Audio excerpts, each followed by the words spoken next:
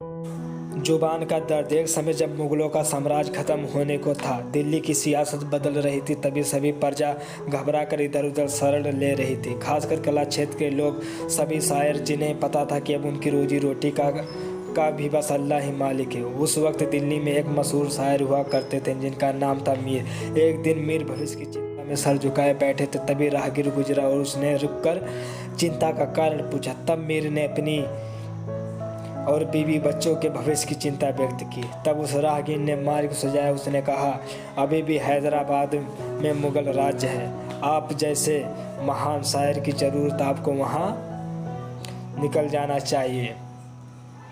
मीर को यह बात ठीक लगी और उन्होंने दिल्ली से रवानगी लेना तय किया। कई बैलगाड़ियां सजी जिस पर उनका पूरा परिवार हैदराबाद की तरफ चल पड़ा। सफ़र कई महीनों का था जिसमें कई शहर, कई संस्कृति के दर्शनों के बाद मंजिल मिलना था। आज का वक्त नहीं जो मिनटों में उड़ान भरकर दूरियां मिटा दे।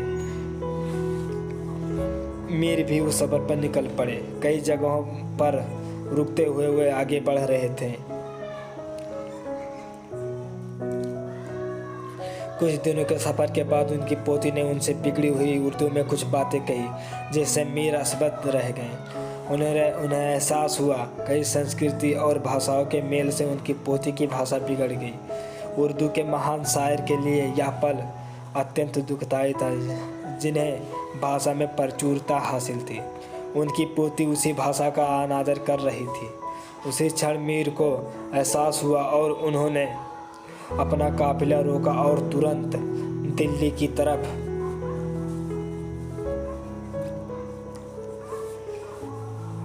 वापस रुक करने का आदेश दिया। जिस पर उनकी बेगम ने पूछा, आपने फैसला भविष्य के लिए लिया था, अब आप पीछे क्यों जा रहे हैं? जिस पर मीर ने जवाब दिया, बेगम,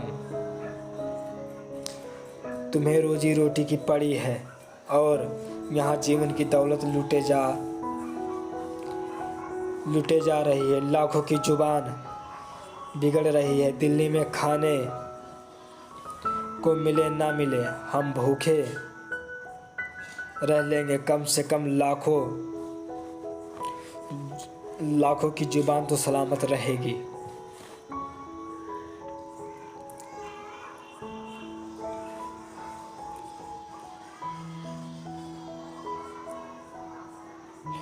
शिक्षा।